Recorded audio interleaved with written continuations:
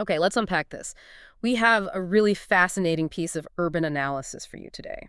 It tracks a seemingly small municipal decision that has, well, it's radically reshaped how an entire city experiences winter. It's a surprising conflict, isn't it? It really is. I mean, a major hard-won victory for the city cycling movement has resulted in an absolute, undeniable loss for the cross-country skiing community. It's the classic challenge. Concrete versus snow, mobility versus leisure.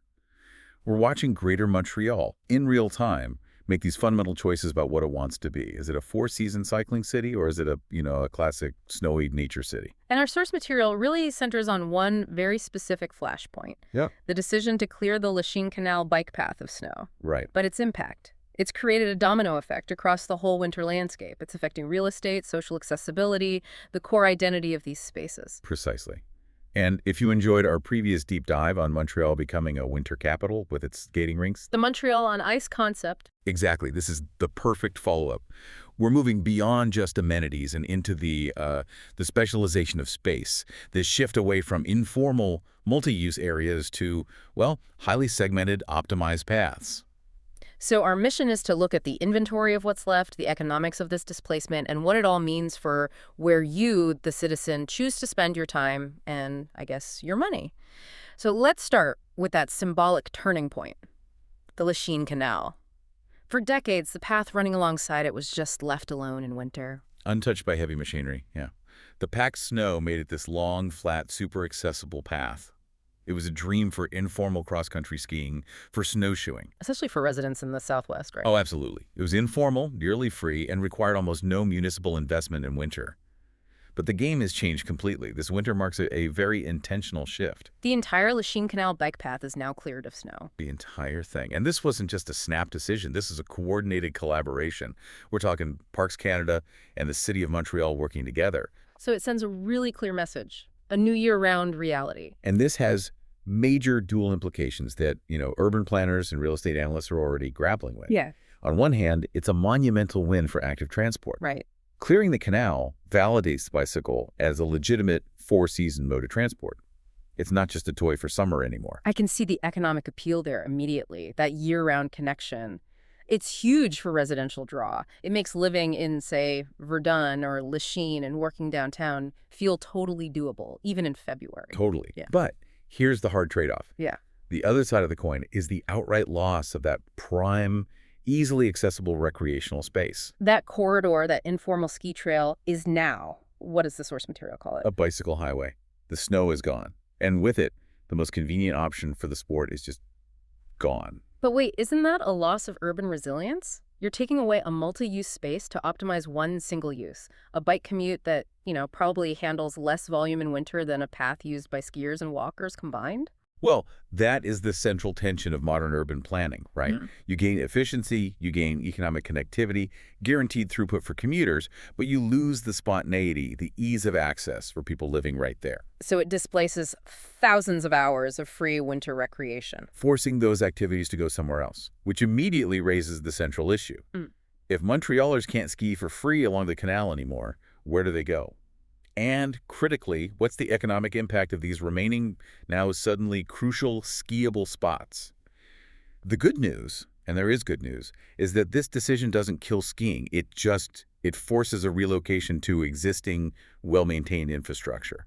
So we need to look at the inventory of free ski networks that sort of compensate for this loss. And before we get into the map, we have to talk about the economic value of these places. It's striking to me just how much they're worth. I mean, they're lungs for the city, sure, but they also drastically increase real estate values. We're talking hard numbers. Proximity to these free networks adds a premium of 10 to 20% on the average selling price of a bordering property. 10 to 20%. That's a huge return on just grooming a public ski trail. It's immense. It proves that easy, accessible nature is now a premium urban commodity. Okay, but how reliable is that 20% figure? Is it just that these parks are in already desirable neighborhoods like the Plateau?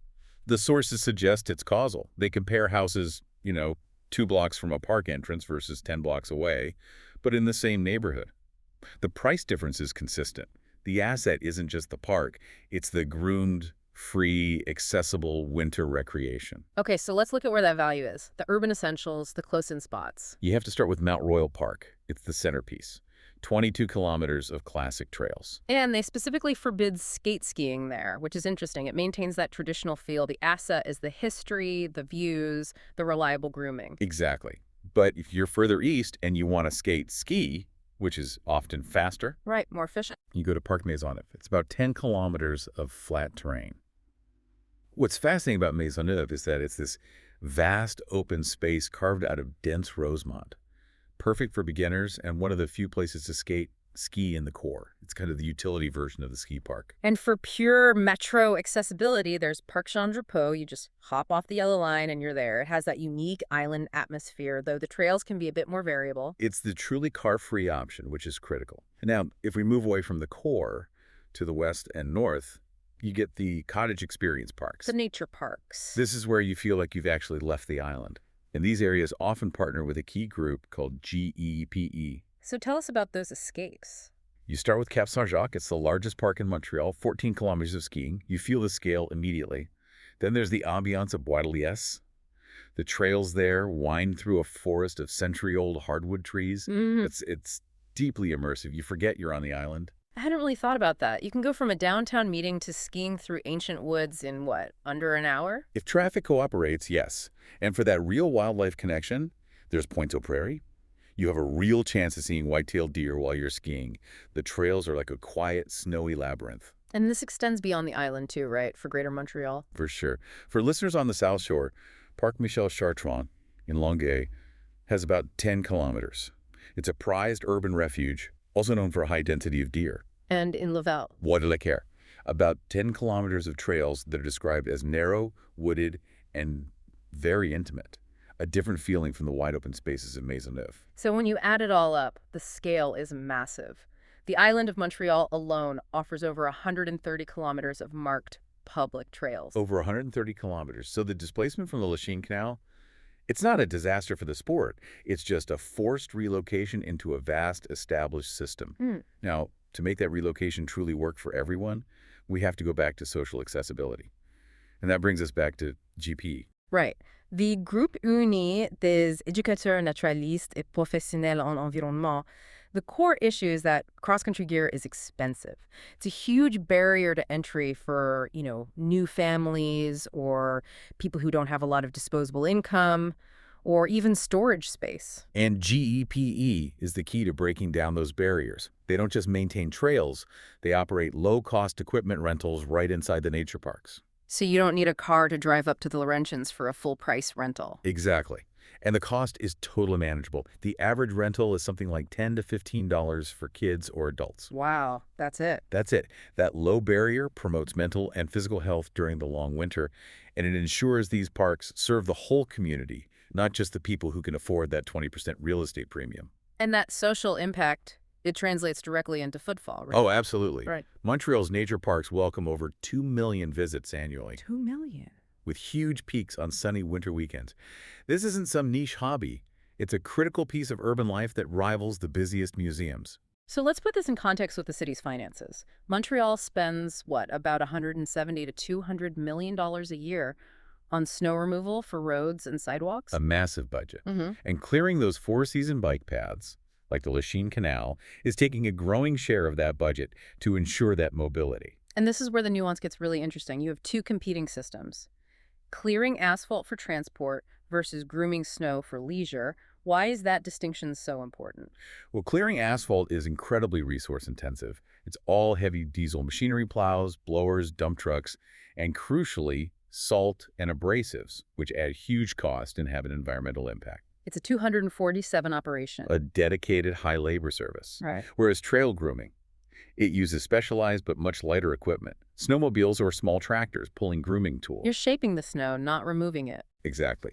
It's significantly cheaper per kilometer, less fuel, less heavy machinery, and it often uses specialized contract labor, not the core municipal workforce. It's an economy of scale for leisure versus an economy of scale for transport. And transport is it's vastly more expensive. And this all ties back to the return on investment. Whether it's a groomed ski trail or a cleared bike path, neighborhoods near these amenities maintain stronger rental demand in the winter. It stabilizes the housing market by reducing seasonal vacancy. They're economically valuable. So if we connect all these dots, the data confirms this irreversible process happening in Montreal. We are witnessing a definite specialization of urban spaces. The final outcomes are, yeah, they're crystal clear now. Transport corridors like the Lachine Canal are being prioritized for economic efficiency, for year-round mobility. Regardless of the cost. And conversely, the big nature parks, Mount Royal, Cap-Saint-Jacques, they're being kind of sanctified, invested in for recreation, for nature, for mental health. They're the designated escape zones, the place where snow is an asset, not a problem to be removed. And this trend is only accelerating. The city's official goal is to clear snow from more than 75% of its protected cycling network within a few years. 75%. That just confirms it. This is a permanent feature of winter life now. So what does this all mean for you, the person trying to figure out where to live in this changing city? The map of winter assets is being redrawn, and it forces a choice. A functional choice that really shapes where you live. It does. Living near the Lachine Canal or a major cleared bike route, that means you're prioritizing mobility. The four-season commute, getting downtown quickly, valuing the bike as a primary vehicle. But living near Maisonneuve or Cap-Saint-Jacques, that means you're choosing escape. You're prioritizing that real estate premium tied to immediate, cheap, natural winter fun. You're valuing the forest over the asphalt. So to recap the key facts that define this shift, we have that huge $170 million plus snow removal budget for concrete utility set against the 2 million annual park visits that show this massive demand for snow leisure. And the economic proof is in that 20% real estate premium tied directly to being near a skiable park. It confirms that nature access is an elite urban amenity. The city is actively separating function. Concrete for utility, snow for leisure. Which raises an important final question for you to think about. If the demand for easy, accessible winter recreation along corridors like the Lachine Canal is so high, is there ever a genuine, practical, or financially viable way for a high-traffic corridor to serve both purposes? Utility transport and intensive leisure at the same time in a major winter city. Or are these trade-offs just inherent, unavoidable in modern urban development? We'll leave you to chew on that one. Thank you for diving deep with us.